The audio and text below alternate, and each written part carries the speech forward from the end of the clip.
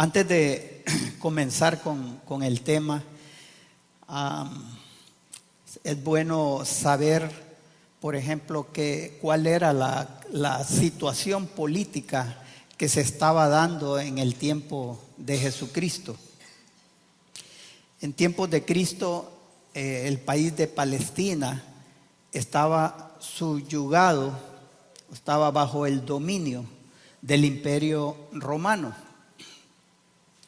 Y también es bueno saber que no era la política de Roma despojar de todas las formas de gobierno propio de los países que estaban subyugados. Por ejemplo, en Palestina se les permitía que el Sanedrín juzgara todas las causas religiosas.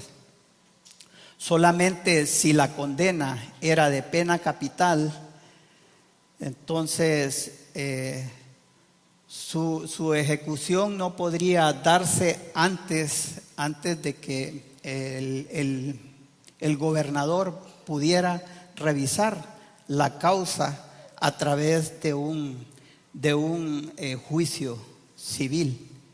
Y esa fue la situación que Jesús vivió. Eso fue lo que Jesús pasó.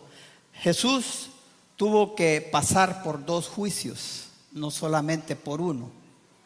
Él tuvo que experimentar el juicio religioso y el juicio civil. En cuanto al juicio religioso, nosotros podemos ver que Jesús fue condenado por afirmar ser Dios. Si nosotros nos vamos a Marcos capítulo 14, versículos 60 al 65, nos dice, Marcos 14, 60 al 65. Entonces el sumo sacerdote, levantándose en medio, preguntó a Jesús diciendo: ¿no respondes nada? ¿Qué testifican estos contra ti? Mas él callaba y nada respondía. El sumo sacerdote le volvió a preguntar y le dijo: ¿eres tú el Cristo, el Hijo del Bendito? Y Jesús le dijo: yo soy. Y veréis al Hijo del Hombre sentado a la diestra del poder de Dios y viniendo en las nubes del cielo. Entonces el sumo sacerdote, rasgando su vestidura, dijo: ¿qué más necesidad tenemos de testigos? Habéis oído la blasfemia. ¿Qué os parece? Y todos ellos le condenaron, declarándole ser digno de muerte. Y algunos comenzaron a escupirle y a cubrirle el rostro y a darle de puñetazos y a decirle: profetiza. Y los alguaciles le daban de bofetadas. Si el punto, hermanos, aquí es que en este juicio estaba todo el Sanedrín reunido. Era el juicio religioso donde se le iba a condenar a Jesús en base a la afirmación de que Él era Dios. Venían muchos de ellos testificando, dando testimonio acerca de las palabras de Jesucristo, pero que realmente sus palabras no concordaban, de tal manera que sus testimonios eran falsos. Pero hasta el momento en que el sumo sacerdote le pregunta a Jesús: ¿eres tú el Cristo, el Hijo del Bendito? Es ahí el momento en que Jesús da la respuesta que ellos esperaban para condenarle. Jesús le dijo: yo soy. Y solamente que Jesús viniera y dijera: yo soy, el sumo sacerdote inmediatamente dijo: esto es blasfemia. ¿Por qué? porque ellos tenían conocimiento de lo que decía Éxodo 3:14. Y respondió Dios a Moisés: yo soy el que soy.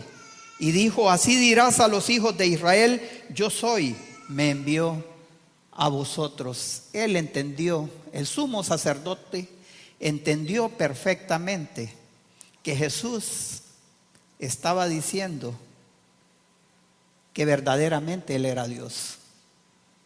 Luego, cuando le dice: y veréis al Hijo del Hombre sentado a la diestra del poder de Dios y viniendo en las nubes del cielo, todavía más le reconfirmó al sumo sacerdote que Jesús estaba diciendo que Él era verdaderamente Dios, porque ellos recordaban también aquella profecía en Daniel capítulo 7 versículo 13 al 14 que dice: y miraba yo, dice Daniel, en la visión de la noche, y he aquí con las nubes del cielo venía uno como un hijo de hombre, que vino hasta el anciano de días, y le hicieron acercarse delante de él, y le fue dado dominio, gloria y reino, para que todos los pueblos, naciones y lenguas le sirvieran. Su dominio es dominio eterno, que nunca pasará, y su reino uno que no será destruido. Hermanos, eso era suficiente. Con eso Jesús era condenado a la muerte, porque para ellos eso era blasfemia. Por tanto, Jesús es entregado al juicio civil, como lo establecían las normas del Imperio Romano. Jesús entregado al juicio civil, en el versículo 1 del capítulo 15 de Marcos dice: muy de mañana, habiendo tenido consejo los principales sacerdotes con los ancianos, con los escribas y con todo el concilio, llevaron a Jesús atado y le entregaron a Pilato. Ellos dijeron: esto va a la muerte, hasta la muerte de este hombre. Y lo llevaron atado ante el gobernador, que en ese tiempo era Poncio Pilato. En el versículo 2 dice, y quiero señalarles algo, hermanos. Si ustedes notan, en el juicio religioso, ellos sabían que la estrategia era llevar a Jesús a afirmar que Él era Dios, ¿verdad? Aquí la estrategia era llevar a Jesús a afirmar que Él es el Rey. ¿Por qué? Porque eso afrentaba al César. Y obviamente el gobernador Poncio Pilato iba a ver que eso era algo en contra del Imperio Romano y por consiguiente una amenaza de tal manera que merecía la muerte. Pilato le preguntó, fíjense, Pilato no le pregunta: ¿eres tú el Hijo de Dios? No le pregunta eso. Le pregunta: ¿eres tú el Rey de los judíos? Respondiendo él le dijo: tú lo dices. Y los principales sacerdotes le acusaban mucho. Otra vez le preguntó Pilato diciendo: ¿nada respondes? Mira de cuántas cosas te acusan. Mas Jesús ni aun con eso respondió, de modo que Pilato se maravillaba. Y aquí Marcos no hace referencia a algo que Juan hace con respecto a este momento en que Jesús está siendo interrogado por Pilato. En Juan capítulo 18, versículo 36 al 37, Jesús le responde a Pilato a raíz de que le pregunta, ¿verdad?, si él era rey. Respondió Jesús: mi reino no es de este mundo. O sea, él está admitiendo, yo soy un rey, pero mi reino no es de este mundo. Si mi reino fuera de este mundo, mis servidores pelearían para que yo no fuera entregado a los judíos. Pero mi reino no es de aquí. Prácticamente le está diciendo Pilato, no te preocupes. Yo no voy a llamar a esa legión de ángeles para que vengan a protegerme. No te preocupes. Mi reino no es de este mundo. Le dijo entonces Pilato, luego, ¿eres tú rey? Respondió Jesús, tú dices que yo soy rey. Yo para esto he nacido y para esto he venido al mundo, para dar testimonio a la verdad. Todo aquel que es de la verdad oye mi voz. Y de esa manera Jesús prácticamente le estaba diciendo a Pilato, yo verdaderamente soy rey. Pero siguiendo con la escritura, en el versículo 6 del capítulo 15 de Marcos, dice, ahora bien, en el día de la fiesta les soltaba a un preso, cualquiera que pidiesen. Y había uno que se llamaba Barrabás, preso con sus compañeros de motín que habían cometido homicidio en una revuelta. Y viniendo la multitud comenzó a pedir que hiciese como siempre les había hecho. Y Pilato le respondió diciendo, ¿queréis que os suelte al rey de los judíos? Porque conocía que por envidia le habían entregado a los principales sacerdotes. Mas los principales sacerdotes incitaron a la multitud para que le soltase más bien a Barrabás. Respondiendo Pilato les dijo otra vez, ¿qué pues queréis que haga del que llamáis rey de los judíos? Y ellos volvieron a dar voces, crucifícale. Pilato les decía, pues qué mal ha hecho. Pero ellos gritaban aún más, crucifícale. Y miren, aquí también Marcos no hace referencia a lo que dice Juan, que era lo que estaba pasando realmente. ¿Por qué Pilato realmente no se decidía y no quería tomar la decisión de venir y condenar a Jesús, sino soltarles a Barrabás? Y es que en Juan capítulo 19, versículo 12, dice, desde entonces procuraba Pilato soltarle, pero los judíos daban voces diciendo, si a este sueltas, no eres amigo de César. Todo el que se hace rey, a César se opone. Miren, hermanos, la manipulación era tal de parte del pueblo que aquí en Marcos no hace referencia de esto, pero en Juan lo dice. Ellos estaban prácticamente diciéndole a Poncio Pilato, si tú sueltas a Jesucristo y no nos sueltas a Barrabás, tú no eres amigo del César.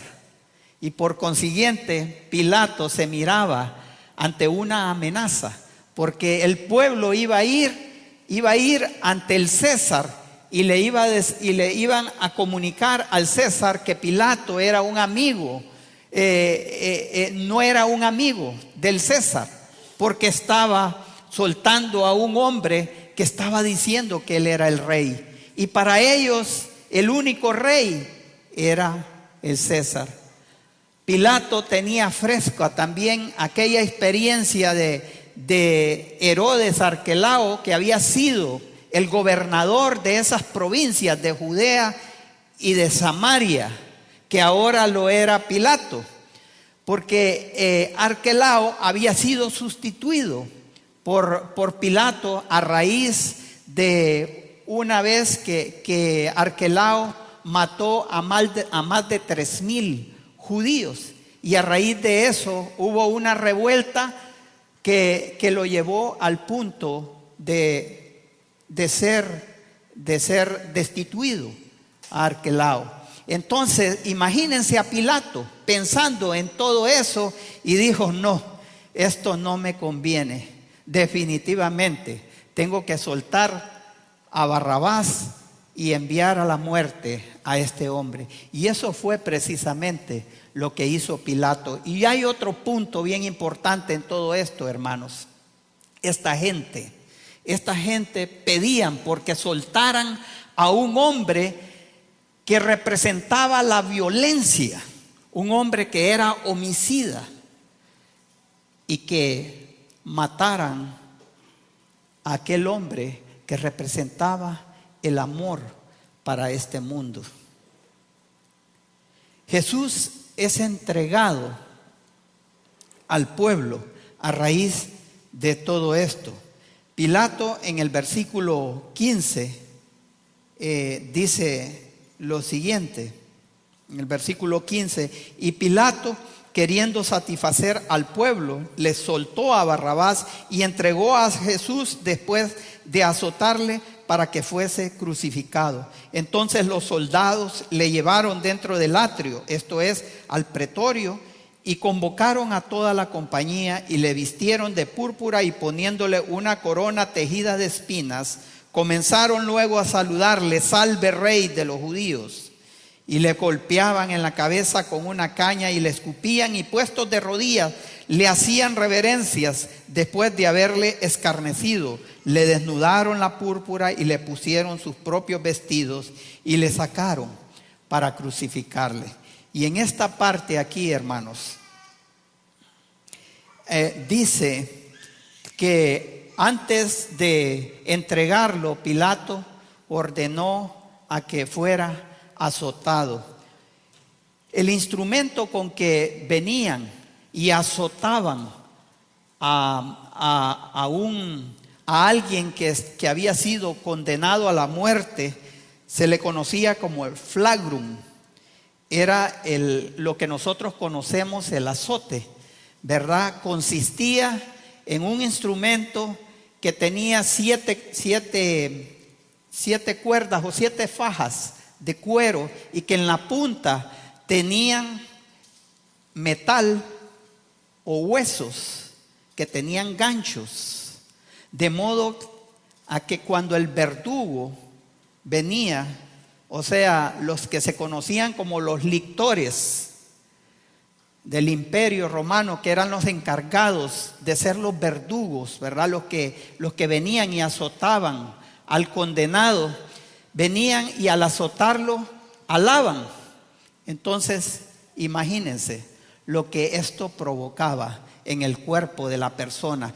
Jesucristo fue atado a un poste, y antes de eso le quitaron sus ropas, lo ataron bien al poste, y ahí los verdugos estos lo azotaron. ¿Cuántas veces? Según la costumbre judía, no podía ser más de 40 veces, pero déjenme decirles que Roma no tenía una cantidad precisa de cuántos latigazos podrían ser. Se daban los latigazos que los verdugos decidían en ese momento. Imagínense ese instrumento que caía en la espalda de Jesucristo y luego el verdugo lo alaba. Dicen los historiadores que ese instrumento era tan letal que rasgaba la piel del cuerpo de la persona al punto en que las arterias y las venas, aún los músculos, quedaban a la vista. Y si los latigazos le daban en la parte del abdomen, lo más seguro que los intestinos quedaban también a la vista. Imagínense el tipo de sacrificio que sufrió Jesucristo antes de llegar a la cruz, y ya desde ahí se estaba experimentando la muerte de Jesús. Ese fue el martirio que Jesús estuvo recibiendo, y aparte de eso vienen estos hombres, los soldados le después de que lo reciben con todas las laceraciones en todo su cuerpo, vienen y le ponen, para burlarse de él, le ponen vestimenta de un rey, en son de burla, ¿verdad? Le ponen aquellas vestimentas sobre todas aquellas heridas que llevaba en su cuerpo, y después de eso le ponen una corona de espinas y empiezan a golpearle su cabeza. Después de eso,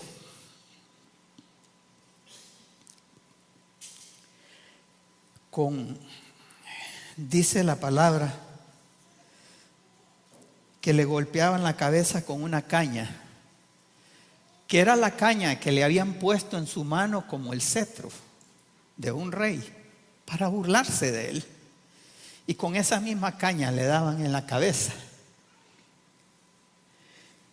Y después de eso, después de bastante tiempo en que estuvieron burlándose de él, deciden quitarle las ropas que le habían puesto.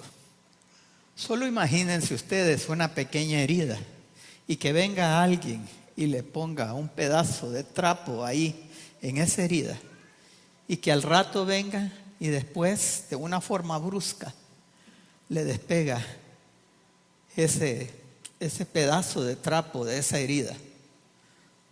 Solo imagínense cuál fue el sufrimiento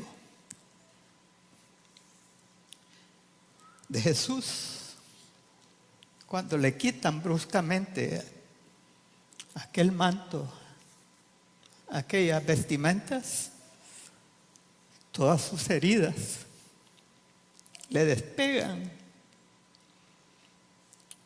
la vestimenta y luego le vuelven a poner los vestidos propios, los vestidos de él, para llevarlo a la cruz. Y ahí es donde viene el momento de la ejecución de su muerte. El versículo 21, cómo estaba su condición física y las tentaciones que él pasó en ese momento. Y obligaron a uno que pasaba, dice en el versículo 21, Simón de Cirene, padre de Alejandro y de Rufo, que venía del campo, a que le llevase la cruz. Y le llevaron a un lugar llamado Gólgota, que traducido es lugar de la calavera. Y le dieron a beber vino mezclado con mirra, mas él no lo tomó.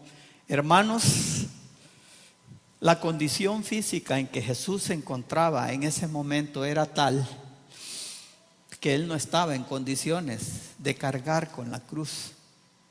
Y fue por eso que obligaron a este hombre, a Simón de Cirene, a cargar con la cruz de Jesús.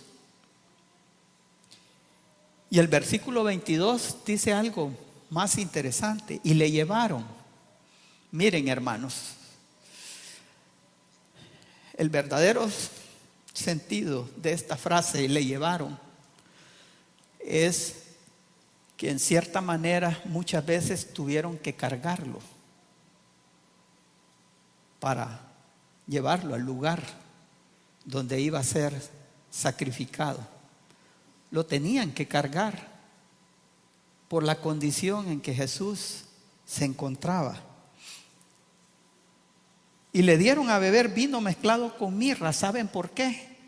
El vino mezclado con mirra era una mezcla que se usaba en ese tiempo, que era una droga para adormecer a la persona, para que no sintiera dolor. Pero ¿qué fue lo que Jesús hizo? No la tomó, porque él estaba dispuesto a beber de la copa de Dios. Estaba dispuesto a cumplir su voluntad por completo. No le importaba tener que aguantar el dolor que él estaba sufriendo, y no tomó esa mezcla. Cuando le hubieron crucificado, repartieron entre sí sus vestidos, echando suertes sobre ellos para ver qué se llevaría cada uno. Y es que el mundo realmente, yo les digo, hermanos, el mundo tiene la tendencia de ser ladrón. Cuando el mundo ve que tu vida está entregada al Señor Jesús, el mundo ve cómo te despoja de lo que pudieras tener.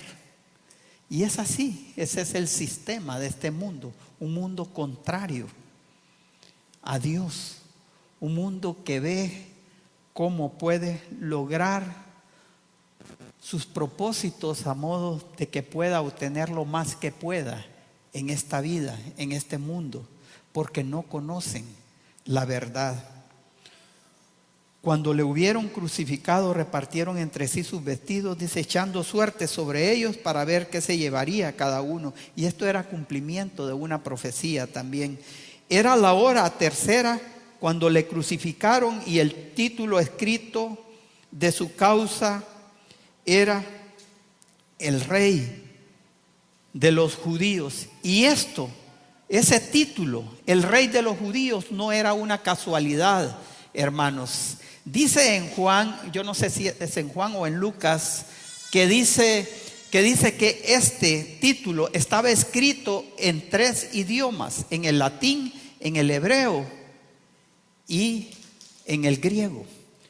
Y eso tenía un propósito soberano de Dios, que todo mundo pudiera leer que verdaderamente Jesucristo era el Rey de los judíos. Pero ¿qué es eso de que Jesucristo es el Rey de los judíos? ¿Estará diciendo que es el Rey solamente de esa raza judía o de esa nación? No, hermanos. En Romanos nos dice, Romanos 2, 28, 29, pues no es judío el que lo es exteriormente, ni es la circuncisión la que se hace exteriormente en la carne, sino que es judío el que lo es en lo interior. Esto lo que nos hace ver a nosotros es que Él es el Rey de todos los creyentes, todos aquellos que verdaderamente son hijos verdaderos de Dios, todos aquellos que venimos y decidimos vivir nuestra vida conforme a la santidad que Él nos ha mandado en que nosotros vivamos. Crucificaron también con Él a 2 ladrones, uno a su derecha y el otro a su izquierda. Y se cumplió la escritura que dice: y fue contado con los inicuos, y los que pasaban le injuriaban meneando la cabeza y diciendo: va, tú que derribas el templo de Dios y en 3 días lo reedificas, sálvate a ti mismo y desciende de la cruz. De esta manera también los principales sacerdotes, escarneciendo, se decían unos a otros con los escribas: a otros salvó, a sí mismo no se puede salvar. El Cristo, Rey de Israel, descienda ahora de la cruz para que veamos y creamos. También los que estaban crucificados con Él le injuriaban. Y esto nos hace ver, hermanos, ustedes recuerdan las tentaciones que Jesús vivió al principio de su ministerio. Aquellas tentaciones cuando Él fue llevado por el Espíritu Santo al desierto. Una de las tentaciones fue que después de haber pasado 40 días y 40 noches ayunando y estando Él en aquel dolor por el hecho de que no había tomado alimento durante esos días, viene Satanás y se le aparece y le dice: si eres hijo de Dios, haz que estas piedras se conviertan en pan. Quería que Jesús usara su poder para aliviar su dolor. Y eso es lo que estos hombres precisamente también están haciendo. Ya eso fue al principio de su ministerio, y al final de su ministerio podemos ver también al mismo Satanás a través de estas personas haciendo las mismas tentaciones al Señor Jesús.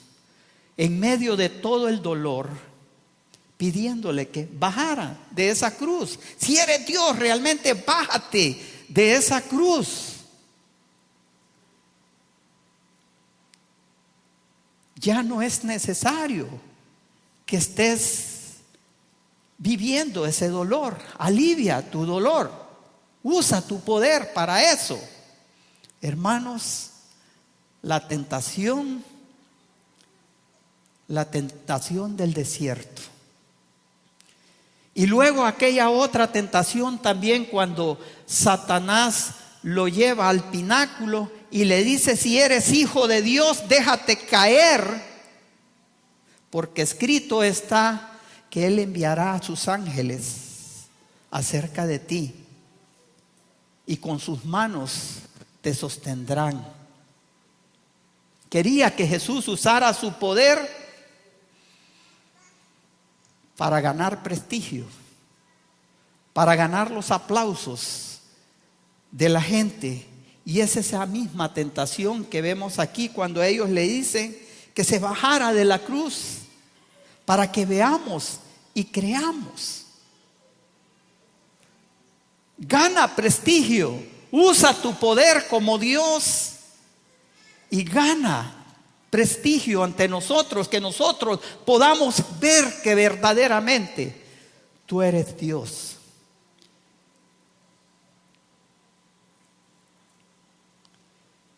Inmediatamente después de todo eso, y que Jesús no accede a esas tentaciones,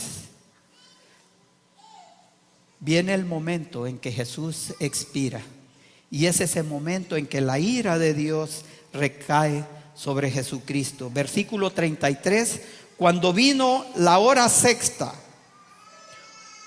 hubo tinieblas sobre toda la tierra hasta la hora novena. Y a la hora novena Jesús clamó a gran voz diciendo: Eloí, Eloí, lama sabactani, que traducido es: Dios mío, ¿por qué me has desamparado? Y algunos de los que estaban ahí decían al oírlo: mirad, llama a Elías. Y corrió uno y empapando una esponja en vinagre y poniéndola en una caña, le dio a beber, diciendo: dejad, veamos si viene Elías a bajarle. Mas Jesús, dando una gran voz, expiró. ¿Qué significa eso? De ese momento en que Jesucristo viene y dice: Dios mío, ¿por qué me has desamparado? Él tenía en su mente aquel salmo, el Salmo 22, versículo 1. Pero hermanos, aún eso todavía es extraño. ¿No será que Jesús perdió su fe? ¿No será que Jesús está mostrando debilidad en ese momento? Pero realmente, hermanos, ¿saben qué es lo que estaba pasando?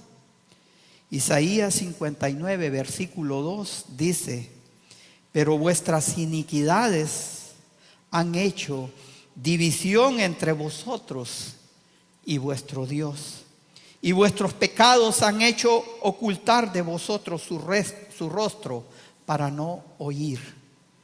En ese momento lo que estaba sucediendo es que Jesús, en ese preciso momento, Él estaba cargando con todos nuestros pecados, con los pecados suyos, con los pecados míos, con todos nuestros pecados.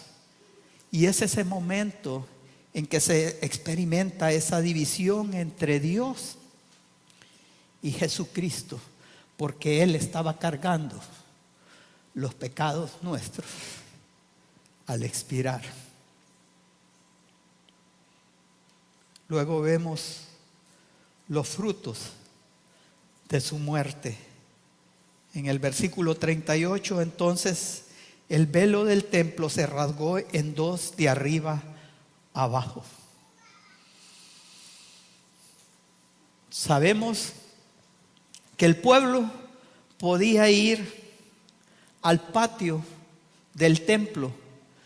Los sacerdotes podían entrar al lugar santo, pero los únicos que podrían entrar al lugar santísimo era el sumo sacerdote. Era el lugar donde solamente el sumo sacerdote una vez al año podía entrar con la sangre del sacrificio de los corderos para ofrecerlo por el pueblo una vez al año. Era el lugar santísimo, el lugar sagrado donde solo tenía acceso ese sumo sacerdote. Los demás no podían entrar por causa del pecado.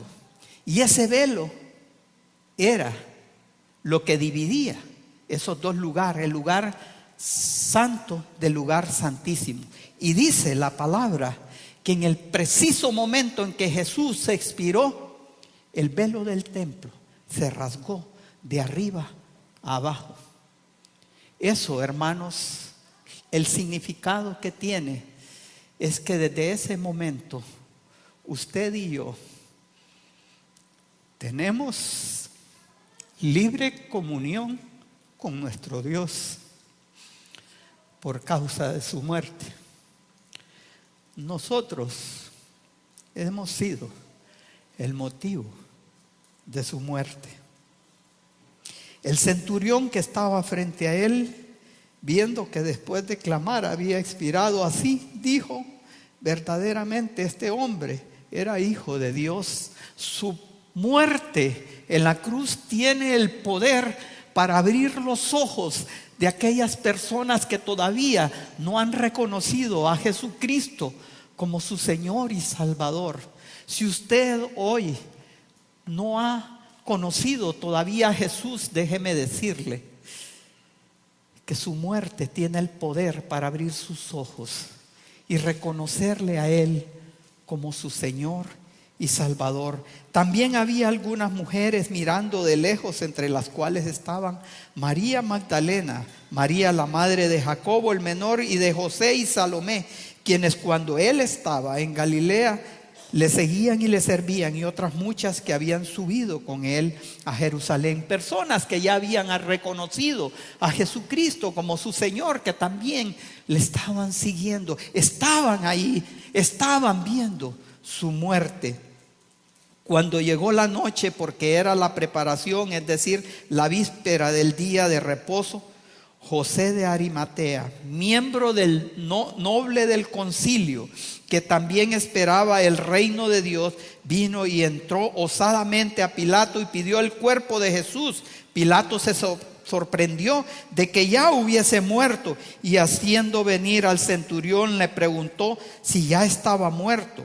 E informado por el centurión, dio el cuerpo a José, el cual compró una sábana y quitándolo, lo envolvió en la sábana y lo puso en un sepulcro que estaba cavado en una peña, e hizo rodar una piedra a la entrada del sepulcro. Y María y Magdalena y María, madre de José, miraban dónde lo ponían.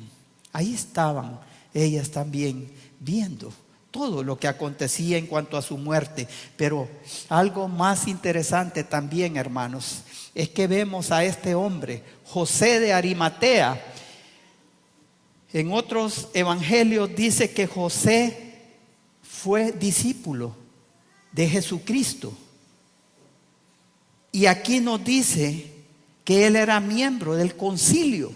Ese mismo concilio que había condenado a Jesús a la muerte, era el concilio al cual pertenecía este hombre. Pero si leemos en Lucas, vemos que este hombre fue uno de los que se opuso y no estuvo de acuerdo con la decisión de estos hombres. No estuvo de acuerdo con los hechos de ellos. Y es el momento en que él viene y toma valor después de tener temor, probablemente, porque dice en otro evangelio que él era discípulo de Jesucristo, pero a escondidas, como que tenía miedo, tenía temor de que alguien viniera y lo acusara por ser seguidor de Jesús. Pero en este momento él toma valor y se va al lugar a pedir el cuerpo de Jesucristo, a bajar el cuerpo de Cristo en un momento en que hacía poco había pasado toda aquella revuelta de toda aquella gente que estaban calientes por la situación, por ver que este hombre fuera crucificado. Y José de Arimatea toma valor y no le importa lo que la gente le pueda hacer, y él baja el cuerpo de Cristo, usa su propia tumba, la tumba que era de él, una tumba nueva, y la proporciona para el cuerpo de Cristo. Compra las sábanas en las que va a ser envuelto Jesús. ¿No creen que él expuso su vida en ese momento al hacer todo eso? Sí, hermanos, pero ese es el poder de la muerte de Jesús que estaba moviendo a este hombre a hacer todo eso. Y si tú alguna vez has tenido temor a que alguien venga y sepa que verdaderamente tú eres un discípulo de Jesucristo, quiero decirte que la muerte de Cristo tiene el poder para hacerte ver que verdaderamente Él es el Señor y que merece que seamos hombres y mujeres de valor, que estemos dispuestos a hacer todo lo que este hombre hizo para Jesucristo. Por último, hermanos, después de escudriñar todo esto, la pregunta es entonces la razón de su muerte. ¿Verdaderamente somos nosotros? ¿Cuál es la razón de su muerte? En Lucas 24, 6 al 7 nos dice el pasaje, un momento en que llegaron las mujeres al sepulcro, cuando ya estaba Jesús ahí muerto supuestamente. Llegaron, se les apareció un ángel y les dice: no está aquí, sino que ha resucitado. Acordaos de lo que os habló cuando aún estaba en Galilea, diciendo: es necesario que el Hijo del Hombre sea entregado en manos de hombres pecadores y que sea crucificado y resucite al tercer día. Es necesario, dice Jesús, que esto sea hecho. En Lucas 9, 21 al 22 vemos el pasaje donde Jesús se lo dijo a sus discípulos, pero Él les mandó que a nadie dijesen esto, encargándoselo rigurosamente y diciendo: es necesario que el Hijo del Hombre padezca muchas cosas y sea desechado por los ancianos, por los principales sacerdotes y por los escribas, y que sea muerto y resucite al tercer día. Es necesario, dice Jesús, que esto acontezca. ¿Por qué? ¿Por qué, hermanos? La razón verdadera es la caída del hombre.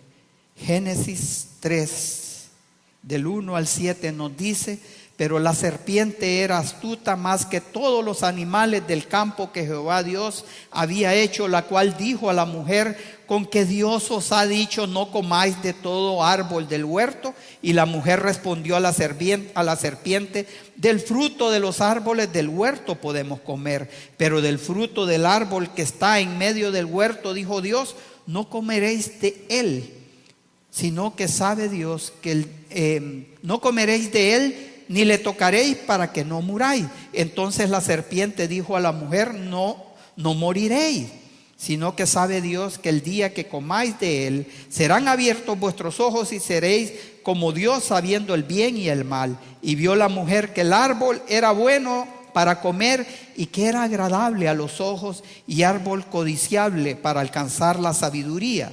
Y tomó de su fruto y comió. Y dio también a su marido, el cual comió así como ella. Entonces fueron abiertos los ojos de ambos y conocieron que estaban desnudos. Entonces cosieron hojas de higuera y se hicieron delantales. Hermanos, el hombre cayó en pecado y a raíz de eso la comunión con Dios fue rota. Y es ahí también cuando Dios mismo hace la promesa. En el versículo 14 al 15, y Jehová Dios dijo a la serpiente: por cuanto esto hiciste, maldita serás entre todas las bestias y entre todos los animales del campo. Sobre tu pecho andarás y polvo comerás todos los días de tu vida. Y pondré enemistad entre ti y la mujer, y entre tu simiente y la simiente suya. Esta te herirá en la cabeza y tú le herirás en el calcañar. Hermanos, la razón fue la caída del hombre. En el momento en que el hombre pecó, todos estamos en una misma condición de pecado. En Romanos 5:12 nos dice,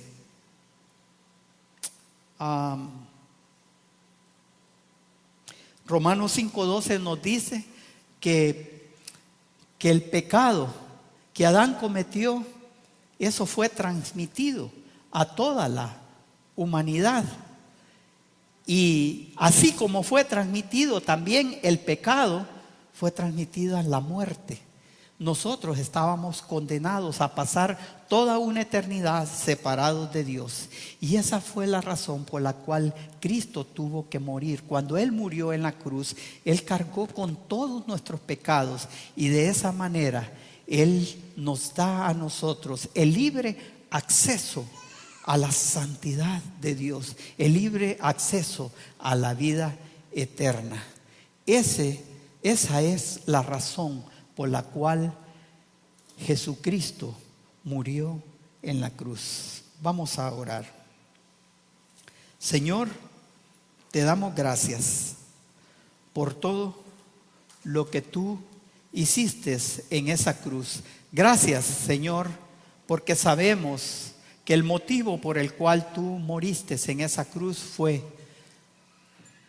que nosotros estábamos en pecado, y que por causa del pecado nosotros estábamos condenados por toda la eternidad a pasar separados de Dios.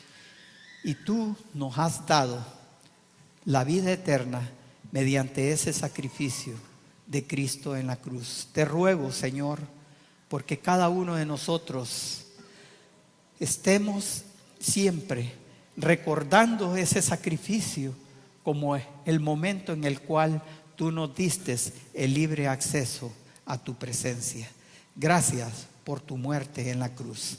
En el nombre de nuestro Señor Jesucristo.